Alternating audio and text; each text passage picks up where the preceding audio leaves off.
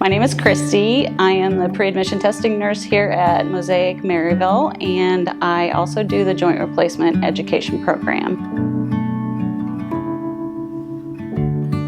You would probably talk to your primary care physician. He would then refer you to an orthopedist. You would discuss your symptoms, see if there's other options, say prehabilitation. There's also injections that you can have. A lot of things to evaluate and discuss with the primary care physician, as well as just on your own, knowing if you're ready. That's why we do our joint education program. We do the class, we have you go to multiple appointments so you're seeing different physicians and discussing it, and we definitely want you to take the time to do your research and involve your family in your decision.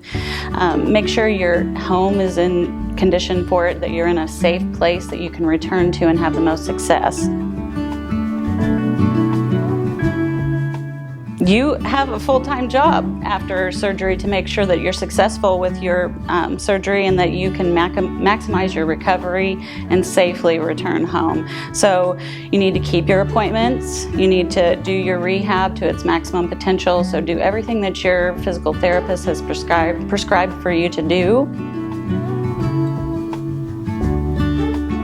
Being too sedentary, so not following your prescribed physical therapy regimen and not doing those exercises regularly. Going back to work too soon. Some people really just want to get the surgery done and then they're like, can I go back to work, in a couple weeks? Well, no, you have to give it time to heal. Not using your pain management effectively, that's also can be a hindrance to your progress that you're making because you're in too much pain to do those exercises. Not having your safe place to return to, that's a big concern. As we age, sometimes we don't have our partner with us anymore. Sometimes, our loved ones live away, so we need to plan ahead that you're going to have a safe place to go back to. Doing too much too soon. Sometimes we want to get back into our active lifestyle. We want to do things that we've always done before, and sometimes we just have to be patient. It's the hardest thing sometimes, but follow that plan that your physical therapy has for you. When they say it's okay to go without your walker, then